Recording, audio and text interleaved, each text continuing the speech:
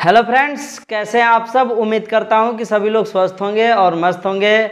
आज की हमारी ये वीडियो एसी रिपेयरिंग कोर्स की 34वें दिन की वीडियो है और आज के इस वीडियो में हम ये सीखने वाले हैं कि स्प्लिट एसी के इनडोर तथा आउटडोर यूनिट के अंदर कौन कौन से पार्ट्स होते हैं और उनका क्या काम होता है। इन सभी प्रकार के जो भी इंडोर और आउटडोर के अंदर सभी पार्ट्स होते हैं, मतलब एक शब्द में ये कहा जाए कि स्प्लिट एसी के सभी पार्ट्स के बारे में हम इसी वीडियो में जानने वाले हैं। तो फ्रेंड्स, हमारे साथ इस वीडियो के लास्ट तक बने रहिएगा, आपको बहुत कुछ सीखने को मिलेगा। तो यदि आप इस स्प्लिट एसी को सीखना चाहते हैं तो इस वीडियो को ज़रूर देखना पड़ेगा, आपको शुरू से लेकर के लास्ट तक देखना पड़ेगा। आप जो है कि इस वीडियो के साथ लास्ट तक ज़रूर बने रहिएगा। चलिए हम शुरू करते हैं। देखिए, यहाँ पर हमने हेडिंग लिखा है स्प्लिट एसी के इंडोर यूनिट तथा आउटडोर यूनिट में लगे सभी आंतरिक भागों का विवरण, मतलब कि इंडोर और आउटडोर दोनों का चित्र भी हमने बना दिया है। अंदर के सभी भागों को दिखा भी दिया है कि अंदर कैसे इसके अंदर सभी पार्ट्स एक दूसरे के साथ जुड़े रहते हैं। अभी आप लोगों को शायद न समझ में आ रहा हो, लेकिन एक एक चीज़ करके हम आप लोगों को समझाएंगे और बताएंगे कि इसमें कौन कौन से पार्ट्स लगे होते हैं। चलिए हम सबसे पहले इंडोर यूनिट से शुरू करते हैं। इंडोर यूनिट के अंदर कितने पार्ट्स होते हैं, कौन कौन से पार्ट्स होते हैं और उनका क्या क्या काम होता है, वो सभी कुछ जो है कि अभी हम जानने वाले हैं। यहाँ पर देखिए लिखा गया है इंडोर यूनिट के पार्ट्स और उसके नीचे हमने कुछ पार्ट्स के नाम लिखे हैं। एक एक करके हम यहाँ पर पढ़ते जाएंगे और उस चीज़ को हम यहाँ पर इस इंडोर यूनिट के अंदर समझाएंगे। तो सबसे पहले इंडोर यूनिट के पार्ट्स में पहले नंबर पर है हमारा एवापोरेटर।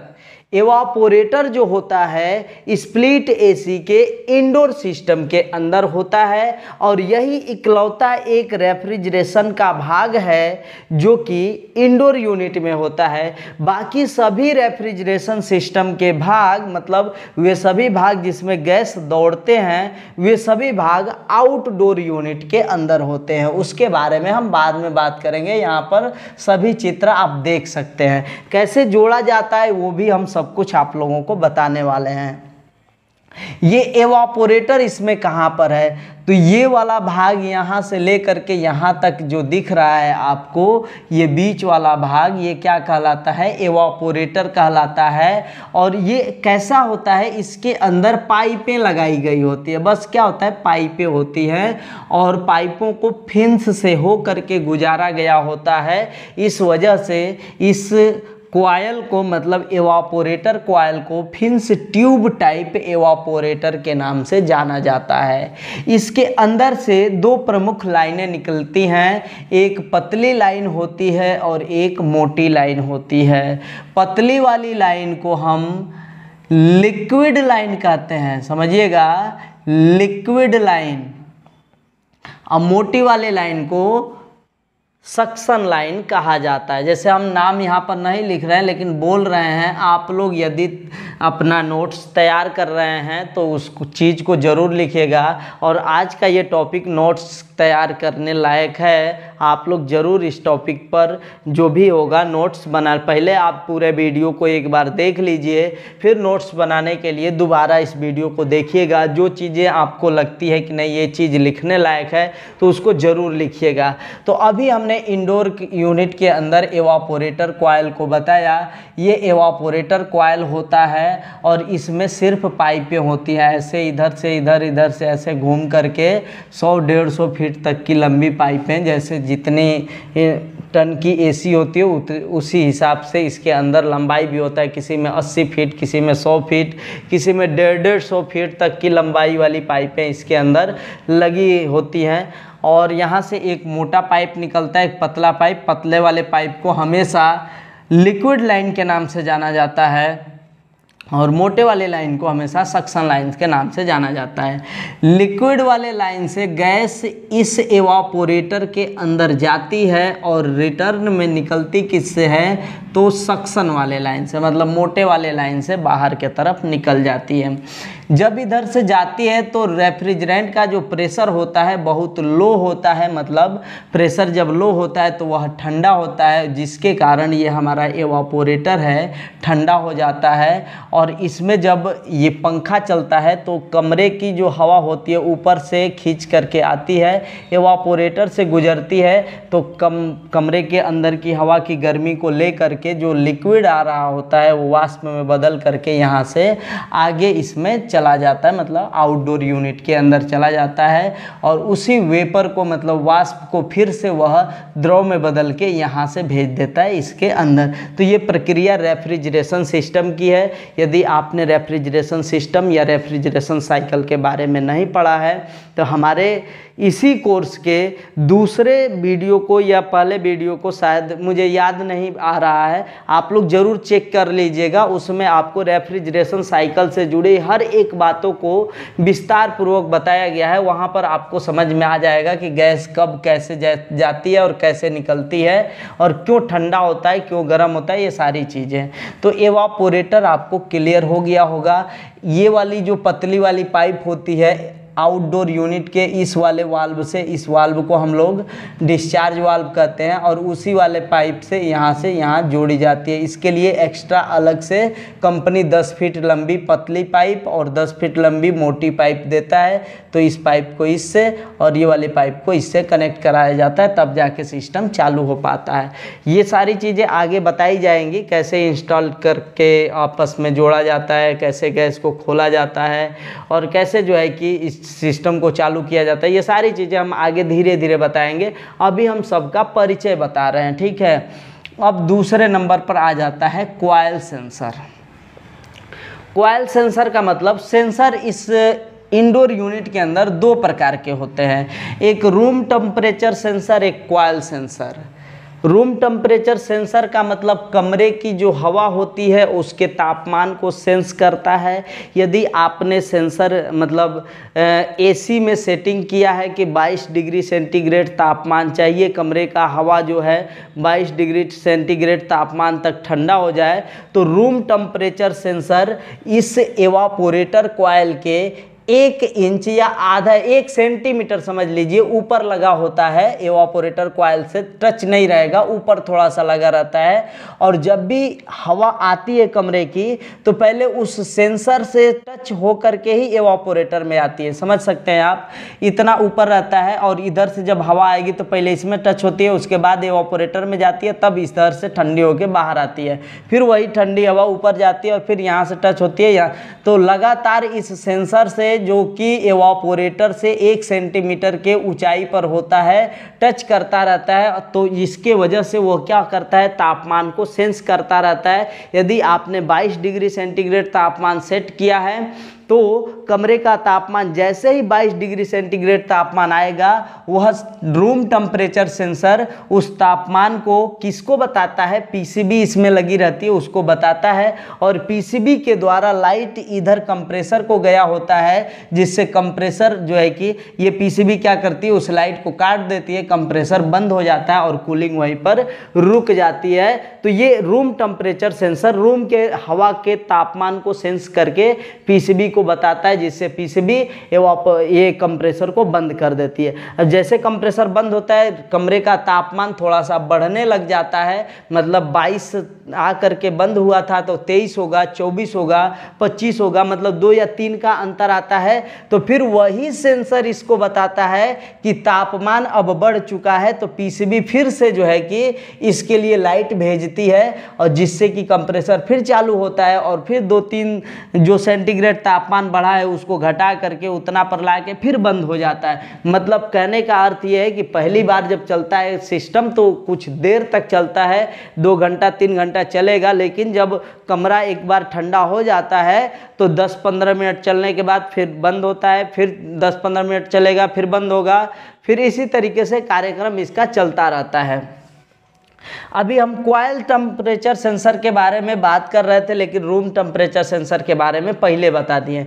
कॉइल टेम्परेचर सेंसर क्या होता है, तो वह सेंसर इस पाइप, ये दोनों पाइप दिख रहा है ना, तो रिटर्निंग जो पाइप होती है उसी पाइप से संबंधित किसी एक पाइप में इस सेंसर का आगे वाला हिस्सा पीतल का बना होता है, मतलब कॉपर का बना होता है, और वहाँ पर जगह भी बनाया गया होता है कि कॉइल के किसी एक पाइप के साथ उस पीतल वाले हिस्से को, सेंसर का पीतल वाला हिस्सा जो होता है उसके अंदर डाल दिया जाए, ताकि इस कॉइल का तापमान ज़रूरत से ज़्यादा जो है कि ठंडा हो जाए, तो वह सेंसर जो है कि सेंस करके इस कंप्रेसर को बंद कर सके। यहाँ बात आपको नहीं समझ में आया होगा, फिर से समझाते हैं हम आपको कि जब रूम टेम्परेचर सेंसर कमरे के तापमान को सेंस करके इस कमरे को, इस एसी के कंप्रेसर को बंद कर दे रहा है, तो कॉइल सेंसर का क्या काम है। तो कभी कभी ये होता है कि कमरा, जो ये एयर फिल्टर है ना, ये गंदा हो जाता है। जब गंदा हो जाएगा ना, तो ये इस पे बर्फ आने लगता है, मतलब कमरे की हवा यहाँ तक नहीं पहुँच पाएगी, तो इस पर बर्फ आने लगेगा।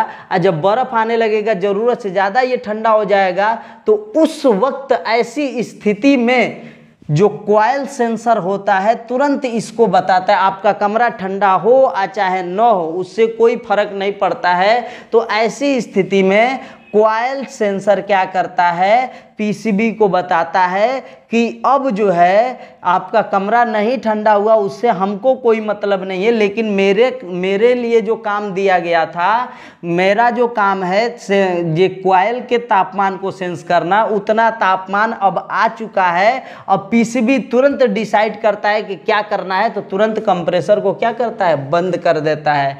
फिर चालू कीजिएगा तो फिर से इस पर बर्फ आएगा, क्योंकि यहाँ से हवा आ ही नहीं रहा है। हवा क्यों नहीं आ रहा है, तो ये जो है एयर फिल्टर लगे हुए हैं, वो हवा को रोक दे रहे हैं। क्यों रोक दे रहे हैं, क्योंकि एयर फिल्टर पूरी तरह से गंदा हो चुका है। समझ में आ रहा है बात। तो इस तरीके से इस पर जब कूलिंग हो जाता है, तो आपका कमरा ठंडा हो चाहे ना हो, कॉइल सेंसर क्या करेगा, तुरंत उस चीज़ को सेंस करके पीसीबी को बताता है, और पीसीबी तुरंत एक्शन लेता है और कंप्रेसर के लिए जो लाइट जा रही होती है उसको काट के कंप्रेसर को बंद कर देता है। तो ऐसे स्थिति में क्या होता है, जब भी आपका कॉइल सेंसर काम कर रहा है, इसका अर्थ यह है कि कमरा आपका सही से ठंडा नहीं हो पाएगा। ऐसी स्थिति में आप एक बार ज़रूर चेक कर लें कि हमारा जो ये एयर फिल्टर वगैरह है वो गंदा तो नहीं ना है। ये आराम से खुल जाता है, एयर फिल्टर आराम से निकल जाते हैं, साफ़ भी हो जाते हैं। और जो घर वाले होते हैं जिनके पास ये एसी लगी होती है, वो भी ये सिंपली काम कर सकते हैं आसानी से, यदि थोड़ा बहुत जानकारी है तो। यहाँ से इसको ढक्कन को खोला जाता है, इसमें से आराम से ये दोनों फिल्टर निकल जाते हैं, साफ़ सुथरा किया जाएगा, फिर वापस वहीं पर लगा दिया जाएगा, फिर से हवा आने जाने लगेगा। तो उस समय कॉइल सेंसर का कोई काम नहीं रहेगा। बात समझ में आ रहा है। कॉइल सेंसर हमेशा काम नहीं करता है, हमेशा काम कौन करता है, रूम टेम्परेचर सेंसर काम करता है। रूम के तापमान को सेंस करने वाला जो सेंसर होता है वो काम करता है। दोनों में पहचान क्या है, दोनों तार से बनाए गए होते हैं, तार होता है दोनों, जो देखिएगा तो तार रहेगा, लेकिन एगो के आगे जो होता है पीतल का चौकोर भाग, गोलाकार या बेलनाकार भाग लगा होता है, लेकिन इस पर काला हिस्सा होता है, बस काला भाग बनाया गया होता है। तो जो काला वाला भाग इस पर बनाया गया है, ध्यान से समझिएगा, ये रूम टेम्परेचर सेंसर होता है। इसको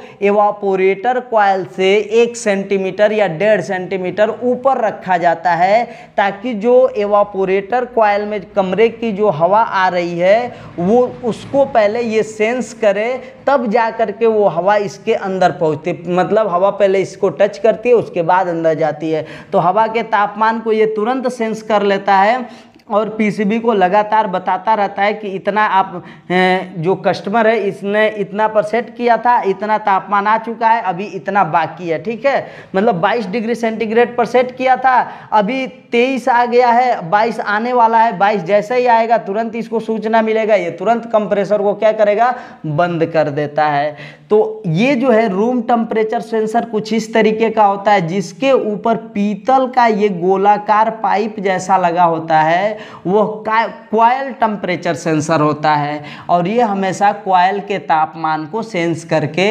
पीसीबी को बताता है, जिससे पीसीबी एक्शन लेती है और जो है कि कंप्रेसर को बंद कर देती है। उस समय आपका कमरा ठंडा हो चाहे न हो, उससे कोई फर्क नहीं पड़ता है। तो उम्मीद करता हूँ कि 3 नंबर तक आपको क्लियर हो गया होगा। अब हम चौथे नंबर मतलब ब्लोअर के तरफ चलते हैं। और ब्लोअर क्या है, इसके अंदर ब्लोअर मतलब यहाँ से यहाँ तक एक लंबा पाइप जैसा दिख रहा है जिस पे बहुत ज़्यादा हमने लाइनिंग बनाया हुआ है। ये एक प्रकार का पंखा होता है, हवा फेंकने वाला। और इसी ब्लोअर को चलाने के लिए एक ब्लोअर मोटर लगता है, छोटा सा मोटर लगता है, जो कि इसी ब्लोअर को यहाँ से यहाँ तक की लंबी पाइप जो दिख रही है, पाइप नहीं होता है, वास्तव में वो एक प्रकार का फैन है, मतलब पंखा है। जब भी ये चलता है बहुत तेजी के साथ ये घूमता है, तो एक साइड से मतलब ऊपर से हवा को खींचता है और नीचे से हवा को भेजता है। तो जब भी ये गोल गोल घूमेगा तो ऊपर की जो हवा होती है पहले एयर फिल्टर में जाएगी, चाहे यहाँ से जाए चाहे यहाँ से जाए। किसी में 2 एयर फिल्टर लगता है, किसी में एक ही लगेगा, छोटा रहेगा तो एक ही लगेगा, लेकिन ज़्यादातर में 2 ही एयर फिल्टर लगाए जाते हैं। तो जो भी एयर होता है पहले एयर फिल्टर में जाता है, तो हवा जो है कि शुद्ध हो जाती है, मतलब हवा के अंदर की जो गंदगी होगी एयर फिल्टर रोक लेता है। फिर एवापोरेटर में जाता है तो हवा ठंडा होता है, और फिर अब जो है कि आता है ब्लोअर के पास। अब वो ब्लोअर यहाँ से जो है कि निकाल करके वापस कहाँ, कमरे के अंदर भेज देता है। ये सेम इसी तरीके से दीवार के ऊपर लगाया भी गया होता है, और जैसे मैं बता रहा हूँ उसी तरीके से ये काम करते हैं। तो आपको ब्लोअर और ब्लोअर मोटर दोनों एक साथ समझ में आ गए होंगे कि एक प्रकार का ये पंखा है और इसी के द्वारा हवा निकलता है। जो हवा निकालने वाली खिड़की होती है उससे जो हवा आ रही होती है वो समझ लीजिए इसी ब्लोअर के द्वारा ही हवा आती है। और इस ब्लोअर को चलाने के लिए एक मोटर छोटा सा लगा होता है और वही चला देता है इस पूरे ब्लोअर को, और वहाँ से हवा ऊपर से खींच करके यहाँ ठंडा करता, शुद्ध करता है, ठंडा करता है, फिर वापस कमरे के अंदर भेज देता है। अब एयर फिल्टर की बात करते हैं। एयर फिल्टर बहुत ही सिंपल चीज़ है, यहाँ पर लगाया गया है, ये भी है। तो एयर फिल्टर का काम क्या होता है, हवा को शुद्ध करना। जो कमरे के अंदर हवा होती है उस हवा में धूल भी हो सकता है, कपड़े के रोए हो सकते हैं, उन सभी को ये क्या करता है, जब भी ये पंखा चलेगा तो ऊपर से खींचता है, तो एयर फिल्टर उस गंदगी को अपने अंदर रोक लेता है। और इसको लगातार 15 दिन में एक बार धो देना चाहिए, मतलब कि 2 सप्ताह में एक बार इसको ज़रूर धो लेना चाहिए, साफ़ सुथरा कर देना चाहिए। नहीं तो ये गंदा हो जाता है तो इसकी जो क्वालिटी होती है, हवा की क्वालिटी धीरे धीरे कम होती जाती है, कूलिंग कम होता जाता है।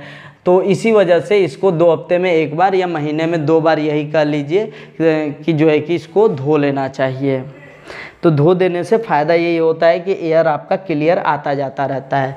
तो एयर फिल्टर हो गया। उसके बाद यहाँ पर ड्रेन पाइप है, ये है ड्रेन पाइप, ये पाइप दिख रही है।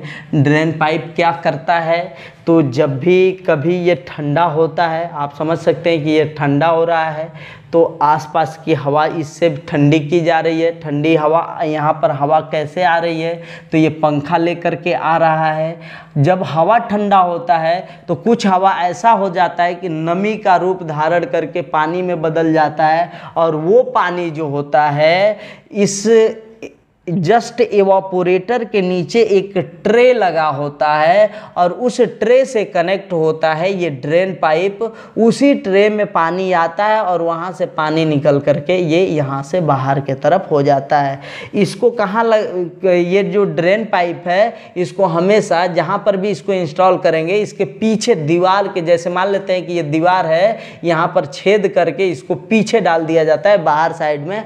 वहाँ से यदि आप चाहते हैं इसके पाइप को बढ़ाना तो वहाँ से पाइप बढ़ा करके इधर उधर कर सकते हैं। तो ड्रेन पाइप हो गया। इंस्टॉलेशन में इसको और बेहतर तरीके से हम बता देंगे, घबराने की कोई बात नहीं है। पीसीबी की बात करते हैं। पीसीबी क्या होता है, तो पीसीबी का पूरा मतलब होता है प्रिंटेड सर्किट बोर्ड, जिसे हम अपने भाषा में, बोलचाल की भाषा में कहते हैं कि कीट है, और उसी कीट को जो है कि इसके अंदर लगाया गया होता है। ये जो स्प्लिट एसी आते हैं हमेशा किट वाले ही होते हैं। किट वाले का मतलब रिमोट कंट्रोल होते हैं, स्विच कंट्रोल स्प्लिट एसी नहीं आता है। कभी भी वो रिमोट कंट्रोल ही आता है, क्योंकि इसको ऊपर लगाया जाता है। यदि स्विच कंट्रोल रहता तो वहाँ कैसे आप स्विच के पास पहुँचेंगे, कैसे उसको चालू करेंगे। विंडो एसी में स्विच कंट्रोल रिमोट कंट्रोल दोनों आ जाते हैं, लेकिन इसमें जो है केवल रिमोट कंट्रोल सिस्टम आता है। रिमोट कंट्रोल को यदि आप स्विच कंट्रोल में बदलना चाहते हैं, मतलब मान लेते हैं कि आपका पीसीबी ख़राब हो गया, वो चीज़ नहीं मिल पा रहा है, तो उसके लिए भी हम उपाय बताएंगे। आप वीडियो के साथ मतलब कोर्स के साथ लगातार बने रहिएगा, आपको हर एक बात समझ में आएगी। पीसीबी क्या होता है, तो एक प्रोग्रामिंग किट होती है जिसमें पहले ही से पूरा प्रोग्राम फिट कर दिया जाता है, कंप्यूटराइज करके उसके अंदर बता दिया जाता है, फिट कर दिया जाता है कि कब आपको इसे चालू करना है, कब एसी को बंद करना है, कैसे पंखे की स्पीड को ज़्यादा करना है, कम करना है। सारा काम, सारी जिम्मेदारी किसकी होती है, पीसीबी की होती है। पीसीबी जो है कि ख़राब भी होते हैं, तो ख़राब होगा तो कैसे पता चलेगा, या फिर आपको वो मैं रिपेयरिंग बताऊंगा कि नहीं बताऊंगा, तो समझ लीजिएगा कि रिपेयरिंग हम उसका नहीं बताएंगे। और आप लोग भी रिपेयर किया हुआ पीसीबी न लगाएं तो बेहतर है। यदि ये ख़राब हो जाता है तो ख़राब हो जाने के कारण क्या हो सकता है, या तो इसका पंखा नहीं चलेगा, या तो कंप्रेसर नहीं चलेगा। पंखे को डायरेक्ट चला रहे हैं, चल रहा है, पीसीबी में लगा के चला रहे हैं, नहीं चल रहा है। कंप्रेसर को डायरेक्ट लगा के चला रहे हैं, चल रहा है, लेकिन पीसीबी से लाइट दिया जा रहा है तो नहीं चल रहा है। इसका मतलब कंफर्म हो गया कि पीसीबी आपका खराब है। बहुत ही सिंपल सी बात है, नॉर्मल तरीके से आप चेक कीजिएगा टेक्नीशियन के भाषा में तो समझ जाएंगे। किताब कापी के भाषा में जाइएगा तो गड़बड़ा जाएगा काम, उस तरीके से आप नहीं सीख पाएंगे। ठीक है, तो पीसीबी यदि खराब होती है तो तुरंत आप उसको नया पीसीबी लगाइए। यदि आपको दिख रहा है कि नॉर्मल कोई फॉल्ट है, यदि कीट कहीं से चटक गया है, टूट गया है, तो कीट जब टूट जाता है ना, तो उसके पीछे जो प्रिंट किए गए वायर होते हैं वो अलग अलग हो जाते हैं। तो आप उसको रिपेयर कर सकते हैं, आराम से वो हो जाता है, उसमें कोई दिक्कत नहीं आती है। वो जो कीट टूट गया है, आप देखिए कि कौन सा वायर किससे था, तो वहाँ पर अलग अलग वायर ले करके आप जम्फर मार सकते हैं। जम्फर करने का मतलब ये है कि मान लेते हैं कि ये कीट यहाँ से इस तरीके से और यहाँ से ऐसे टूट गई है, कोई पॉइंट ये है और ये है, ये दोनों आपस में कनेक्ट है, तो टूट जाने का मतलब ये यहाँ से बीच से हट जाएगा। तो आपको अलग से एक वायर लेना है यहाँ से और यहाँ पर ले जाके सटा देना है। तो ऐसे बहुत सारे वायर होते हैं, तो देख लीजिए 2 3 4 वायर है, यदि आप सटा सकते हैं तो उस चीज़ को सटा करके काम चलाया जा सकता है। लेकिन हमारे कहने का मतलब है कि आप रिपेयर किया गया पीसीबी लगाएंगे तो पहले तो यदि आप रिपेयर करते हैं तो उसका गारंटी वगैरह नहीं लेंगे। नया भी रहेगा तो भी गारंटी जल्दी नहीं मिल पाता है, लेकिन नया होता है तो विश्वास रहता है कि नहीं वो चलेगा, कोई दिक्कत नहीं है। आप रिपेयर किया हुआ पीसीबी लगाते हैं तो चल भी सकता है, नहीं भी चलेगा। जब नहीं चलेगा तो आपकी इमेज ख़राब होती है, और वहाँ पर आपने क्या किया, पैसे कम लेने के चक्कर में या फिर पैसा बचाने के, कस्टमर के पैसे बचाने के चक्कर में आपने ऐसा किया था। लेकिन कस्टमर जब आपका ये पीसीबी ख़राब होगा या कोई ख़राबी आती है तो वो उस समय आपकी मजबूरी या फिर आप उनके लिए फ़ायदे के लिए सोचे थे, ये सब कुछ नहीं वो सोच पाते हैं। आपको डायरेक्ट बोल देंगे कि नहीं आपने गलत बनाया है, आप फिर से हमको ठीक करके दीजिए, तो आप घाटे में आ जाएंगे। तो इसी वजह से जो भी चीज़ें ख़राब होती है आप उसको डायरेक्ट चेंज करने की कोशिश करें। देखिए मेन लीड का मतलब एसी को चलाने के लिए एक तार आया होगा, ये मेन लीड है। इसमें 3 वायर निकले रहते हैं, एक लाल होता है, एक काला होता है, एक हरा होता है। तो लाल वाला लाइन के लिए, काला वाला न्यूट्रल के लिए, हरा वाला अर्थ के लिए होता है। मतलब 3 पिन टॉप इसमें नहीं लगा करके देता है, आपको केवल लीड दे देगा। और उसमें जो है कि वायर आपको मतलब जो प्लग होता है अलग से लगाना पड़ता है। जो कंपनी एसी के लिए अलग से बोर्ड बनाती है 25 एम्पियर का चाहे 32 एम्पियर का जो भी बोर्ड बनाया जाता है, तो बोर्ड के साथ ही इसका प्लग भी बोर्ड वाली कंपनियां दे देती हैं, तो वहाँ पर वो जो प्लग होता है उसको इसमें लगा करके आप बोर्ड में लगा सकते हैं। तो ये मेन लीड हो गया। एक स्विंग मोटर रह गया, सबसे छोटा सा मोटर है और इसको लास्ट में मैं बता रहा हूँ। इस पूरे सिस्टम में 2 ही मोटर होते हैं, एक ये फैन मोटर और एक स्विंग मोटर। ये जो स्विंग मोटर होता है यहाँ पर एक पत्ती लगी होती है, जिस रास्ते से हवा बाहर के तरफ निकलती है, ये यहाँ पर एक पत्ती लगी होती है और इसी पत्ती को यहाँ पर मोटर लगा करके एक बार पत्ती को ऊपर किया जाता है और एक बार इसको नीचे किया जाता है। आपको नहीं करना है, स्विंग मोटर को चालू कर दीजिए तो एक बार वो पत्ती को ऊपर करेगा, एक बार नीचे करेगा, जिससे होती क्या है कि जो ठंडी हवा होती है कमरे में एक बार नीचे जाएगा, एक बार ऊपर जाएगा, एक बार ऊपर जाएगा, एक बार नीचे जाएगा। इस तरीके से कमरे का जो तापमान है एक समान मात्रा में ठंडा होगा। तो उम्मीद करते हैं कि आपको इंडोर सिस्टम का जो भी पार्ट्स पुर्जे हैं इससे ज़्यादा कुछ नहीं आता है, यही 10 पार्ट्स हैं जो कि इसके अंदर होते हैं। और इसके बाद हम जो है कि आउटडोर यूनिट के तरफ चलते हैं और आउटडोर यूनिट में समझेंगे कि कौन कौन से पार्ट्स लगाए गए होते हैं। तो यहाँ पर लिखा गया है आउटडोर यूनिट के पार्ट्स। आउटडोर यूनिट में सबसे पहले नंबर पर हमने लिखा है कंप्रेसर। सबसे मेन पार्ट्स होता है आउटडोर यूनिट, मतलब जो कमरे के बाहर के तरफ लगाया जाता है यूनिट, वो उसी को आउटडोर यूनिट बोला जा रहा है। तो उसमें सबसे मेन पार्ट्स होता है कंप्रेसर। ये रहा आपका कंप्रेसर। कंप्रेसर से प्रमुख 2 लाइनें निकली होती है, एक उसके सर के ऊपर से निकला रहता है जिसे डिस्चार्ज लाइन बोलते हैं, ये वाला लाइन डिस्चार्ज लाइन होता है। और एक साइड ऐसा एक टंकी होता है और टंकी के बगल में से एक पाइप निकली रहती है, तो उसको हम क्या कहते हैं, सक्शन लाइन कहते हैं, ठीक है। और ये जो टंकी है छोटा सा, इसको एक्यूमुलेटर बोला जाता है। ये वाली जो पाइप आती है, इस पाइप से इस टंकी में डायरेक्ट कनेक्शन नहीं होता है, इस पाइप का इधर होता है और ये जो है कि कुछ इस साइड में होते हैं। बात को समझिएगा। इसमें इसका काम क्या होता है, जो लिक्विड और वेपर यदि दोनों आ जाएं तो लिक्विड जो होता है नीचे गिर के रह जाता है, जो वेपर होता है, वाष्प होता है, उसको इधर भेज दिया जाता है। मतलब कंप्रेसर में लिक्विड को जाने से रोकने के लिए ये एक्यूमुलेटर लगाया गया होता है। इधर भी है, उसके बारे में बताएंगे। अब यहाँ पर कंप्रेसर के बारे में मैंने बता दिया कि पंप करने पूरे सिस्टम में गैस को दौड़ाने की जिम्मेदारी जो है हमारे कंप्रेसर को होती है। और सबसे ज़्यादा महंगा कुछ आता है तो वो है कंप्रेसर।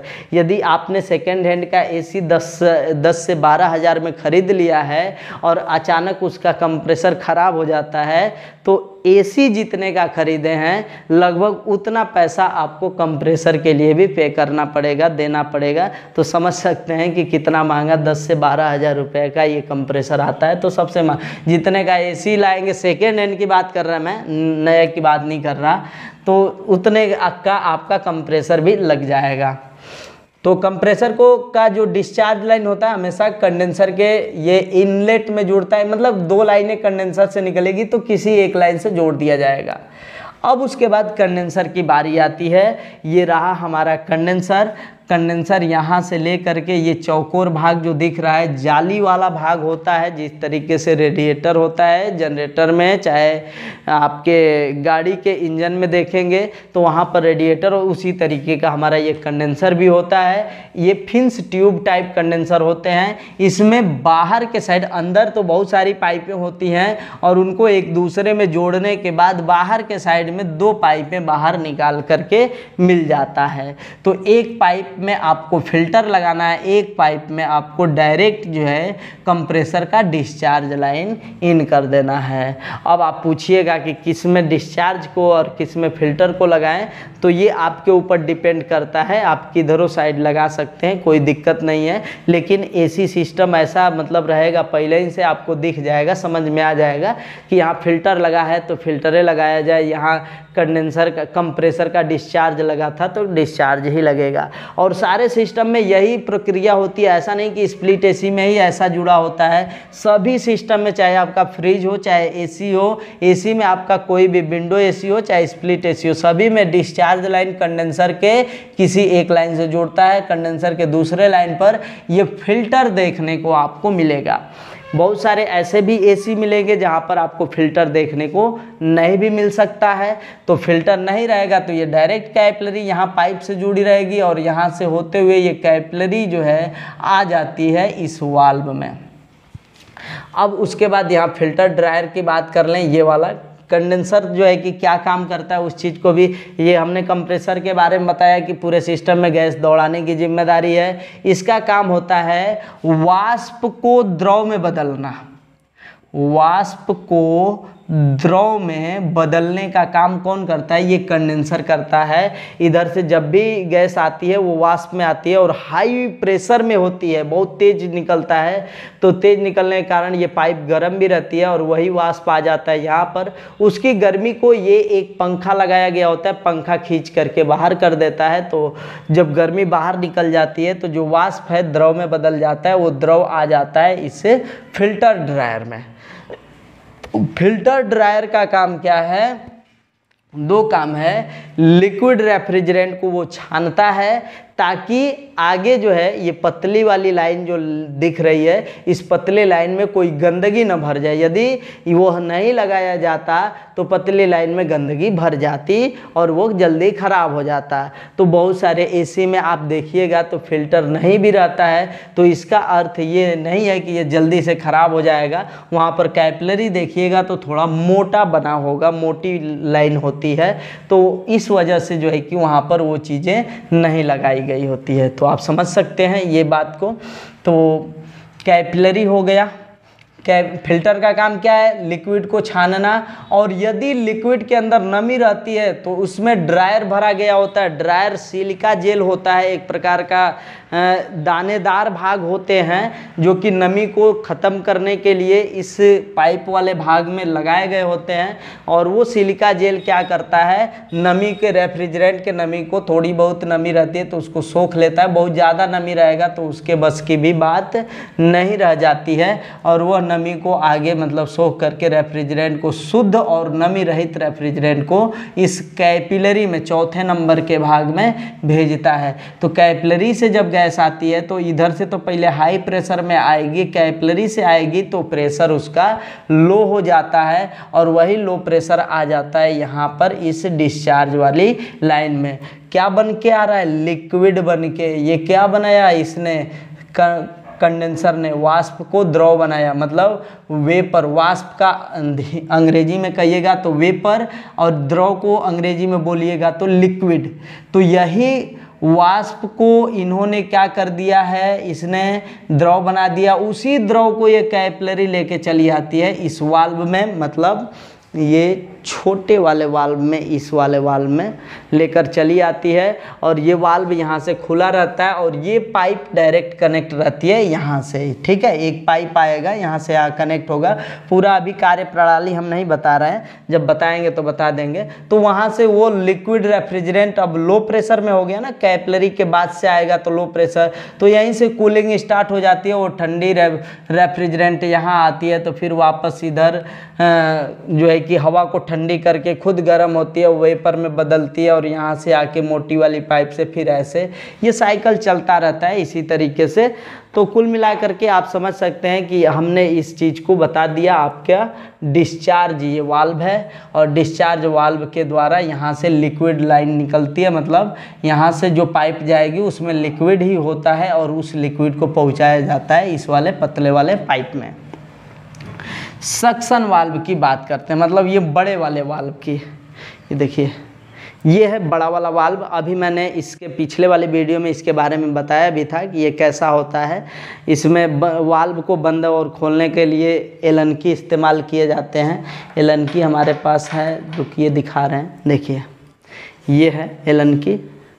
ये 4 नंबर है, ये 3 नंबर है और ये 5 नंबर है। तो 3 नंबर का तो बहुत कम काम लगता है, 4 और 5 नंबर का सबसे ज़्यादा काम लगता है। यदि आप खरीदिएगा भी तो कोशिश करेंगे कि 3 नंबर वाला भी ले लीजिएगा और 4 और 5 को तो लेना ही लेना है। 3 नंबर इसलिए क्योंकि कभी कभी ये जो पंखा होता है ना, इसके साथ कनेक्ट है तो इसके अंदर भी एलन स्क्रू लगा होता है। एलन स्क्रू मतलब जिसके मत्थे पर जो 6 भुजाएं वाले स्क्रू होते हैं। एक तो हमने बहुत देखा होगा, तो स्टार देखा होगा, मतलब प्लस वाला देखा होगा स्क्रू और एक माइनस वाला। तो बहुत सारे ऐसे मोटरसाइकिल में देखिएगा 6 भुजा वाली मिलती है स्क्रू, तो उसको खोलने के लिए इसी एलन की का इस्तेमाल किया जाता है। लेकिन हम लोग यहाँ पर अपने एसी के काम में कहाँ इस्तेमाल करते हैं, 3 नंबर लगेगा तो इसी का जो ब्लोअर होता है इस पंखे के लिए लगाया जाता है, वहाँ पर एक नट होता है। तो हो सकता है यदि वो छोटा है तो ये 3 नंबर से भी खुलता है, या फिर अधिकतर वो 4 नंबर का आता है, 4 नंबर से आप आराम से खोल लेंगे। लेकिन कहीं कहीं पर छोटे वाले की भी ज़रूरत पड़ जाती है, तो ये वाला रहेगा आपके पास तो काम करेगा। तो ये आपका एलन की हो गया, और इसी एलन की के द्वारा इसके अंदर से डाल करके रास्ते को खोला जाता है, ताकि ये वाला लाइन जो है इन दोनों से कनेक्ट हो जाए। अब देखिए ये वाल्व आ गया, इसको हम लोग सक्शन वाल्व कहते हैं। ये मोटे वाले पाइप को इस मोटे वाले पाइप से कनेक्ट करा दिया जाएगा, एक बड़ी लंबी सी पाइप लेकर के 10 फीट की जो कंपनी देती है। और उसके बाद यहाँ पर ये वाली जो लाइन दिख रही है आपको, ये वाली लाइन, इसके द्वारा ही गैस चार्जिंग का काम किया जाता है। गैस चार्जिंग का सारा प्रोसेस जो भी करना है, इसमें एक पिन वाल्व है, उसी पिन वाल्व के द्वारा वो रास्ता बंद रहता है। लेकिन चार्जिंग वाली पाइप जब कसिएगा तो चार्जिंग पाइप में एक पिन होता है, वो पिन इस पिन को जाके क्या करता है, दबाता है और रास्ते को खोल करके गैस को भर देता है। और या फिर आपको निकालना है, वैक्यूम करना है, सारा काम जो भी कुछ करना होता है यहाँ से कर लिया जाता है। लीकेज टेस्टिंग के लिए अलग से आपको इसमें हवा भरना है तो भी आप इसमें सब कुछ कर सकते हैं, कोई दिक्कत नहीं आएगी। तो आप उम्मीद है कि आप लोग यहाँ तक सक्शन वाल्व तक समझ गए होंगे। एक्यूमुलेटर ये रहा, इसमें मैंने बता ही दिया है कि इधर से कभी कभी क्या होता है, जब ये पूरी तरह से ठंडा हो गया, मान लेते हैं कभी कभी एयर फिल्टर जाम हो गया है, हवा जा नहीं रहा है, इस पर बर्फ़ आ गया, ठीक है। बर्फ़ आने का मतलब ये है कि इधर के तरफ हीट लोड नहीं है, तो जो इधर द्रव रेफ्रिजरेंट आ रहा है पूरी तरह से वाष्प में नहीं बदल पाएगा, तो कुछ द्रव रह जाता है और कुछ वाष्प रह जाता है। लेकिन मेन चीज़ें होती हैं कि इधर से वेपर निकलना चाहिए, मतलब वाष्प निकलना चाहिए। लेकिन कभी कभी क्या होता है, वेपर और लिक्विड दोनों जो है कि यहाँ से निकलने लग जाता है और वो आ जाता है यहाँ पर। तो वेपर और लिक्विड यदि दोनों आएगा तो ये यहाँ पर पहुँचता है। इस कंप्रेसर में केवल वेपर जाना चाहिए, वाष्प जाना चाहिए, द्रव नहीं जाना चाहिए, मतलब लिक्विड नहीं जाना चाहिए। तो ये वेपर यहाँ से होता हुआ और लिक्विड यदि है तो वो भी इसमें से होता हुआ इस पाइप से आता है। आपको मैंने ये बताया कि ये जो एक्यूमुलेटर होते हैं, इनके जो दोनों पाइप होते हैं ऊपर और नीचे वाले, एक दूसरे से कभी भी जुड़े नहीं होते हैं। ये दोनों अलग अलग होते हैं और एक छोटी सी ये टंकी होती है। और इसी टंकी में क्या होता है, इधर से वेपर और लिक्विड आके गिर जाता है इस टंकी में। तो वेपर जो रहेगा मतलब वाष्प रहेगा तो हल्का रहेगा तो ऊपर जाता है, और उस वाष्प को ये क्या करता है, खींच के कंप्रेसर में लेके चला जाता है। लेकिन जो द्रव रहेगा वो नीचे आकर के बैठ जाता है, तो उस द्रव को कुछ समय लगता है, तुरंत ही कुछ सेकंड में ही वो क्या हो जाता है, वेपोराइज हो जाता है, वाष्प रूप मतलब वाष्प में बदल जाता है। यहाँ से ये गर्म रहता है, कंप्रेसर चलता है तो उसके साथ ये सटा है तो वो भी क्या रहेगा, गर्म रहेगा। तो यहाँ से वेपर में कन्वर्ट हो जाता है, और वेपर में कन्वर्ट होने के बाद जो है कि वापस फिर से इसके अंदर आता है और वो साइकिल चलने लग जाती है। तो एक्यूमुलेटर का काम क्या है, लिक्विड रेफ्रिजरेंट को कंप्रेसर के अंदर जाने से रोकना। यदि वो नहीं रोकेगा तो कंप्रेसर के अंदर लिक्विड जाएगा तो कंप्रेसर डैमेज होने का खतरा बना रहता है, खराब होने का खतरा बना रहता है। इसी वजह से यहाँ पर एक्यूमुलेटर लगा दिया जाता है। अंत में जो है कंडेंसर एवं उसका मोटर हो गया, कंडेंसर फैन एवं उसका मोटर। कंडेंसर तो अलग चीज़ है, कंडेंसर फैन अलग है। कंडेंसर फैन का मतलब ये जो पंखी दिख रही है ना, 3 गो पंखी रहेगी चाहे 4 गो रहेगा, ये पंखी को ही कंडेंसर फैन बोला जा रहा है। लेकिन उस पंखी को घुमाने का काम, जो पंखा है वहाँ पर, उसको ब्लेड को घुमाने का काम, उसके पीछे एक क्या होता है, मोटर होता है, मोटर लगाया गया होता है। तो वो जब चलता है तो क्या करता है, इसके अंदर जो कंडेंसर हमारा है ये पूरी तरह से गर्म रहता है। यदि ये पंखा नहीं चलेगा तो कंडेंसर भी सही से अपना काम नहीं करेगा। तो पंखा चल करके करता क्या है कि इसकी गर्मी को बाहर निकाल देता है, और जब कंडेंसर के अंदर की गर्मी बाहर निकल जाती है तो कंडेंसर वही क्या करता है, वाष्प रेफ्रिजरेंट को द्रव रेफ्रिजरेंट में बदल देता है। तो उम्मीद है कि आप लोगों को हमारे इस वीडियो का जो मतलब था वो समझ में आया होगा। हमने इस वीडियो में आप लोगों को ये समझाने की कोशिश किया है कि इंडोर यूनिट और आउटडोर यूनिट में कौन कौन से पार्ट्स होते हैं और अंदर के भाग कैसे दिखते हैं और कैसे आपस में जोड़े गए होते हैं, सब कुछ आप लोगों को बताया है। शून्य से शुरू कर रहा हूँ। जो लोग भी आप नए हैं, एकदम एसी के बारे में, एसी नाम की चीज़ ही है, मतलब समझ लिए, भूल जाइए कि एसी नाम का कुछ जानते हैं, नहीं जानते हैं, तब भी क्या होगा, आप हमारे इस वीडियो को देख करके एसी रिपेयरिंग का काम सीख सकते हैं। मुझे ये 100% उम्मीद है, यदि आप समय देंगे तो। समय क्या हम आपसे यहाँ बुला करके नहीं मांग रहे हैं, आप अपने घर बैठ करके जो भी 10, 15, 20 मिनट या 1 घंटे की जो भी वीडियो होती है हमारी, उसको ज़रूर आप पूरा वॉच करें, मतलब देखें, ताकि आपको पूरी सब बातें समझ में आए। जो भी मैं बता पा रहा हूँ सब कुछ आप लोग समझ जाएं। यदि इस वीडियो में आपका कोई सवाल रह गया है या आप हमें कुछ सुझाव देना चाहते हैं तो इसी वीडियो के डिस्क्रिप्शन बॉक्स, जो कमेंट बॉक्स है वहाँ पर अपना सवाल लिख दीजिएगा और आपको वहाँ पर आंसर ज़रूर मिलेगा और रिप्लाई मैं ज़रूर करूँगा। तो चलिए फ्रेंड्स, आज के लिए बस इतना ही। मिलते हैं नेक्स्ट वीडियो में नेक्स्ट टॉपिक के साथ। तब तक के लिए जय हिंद, वंदे मातरम।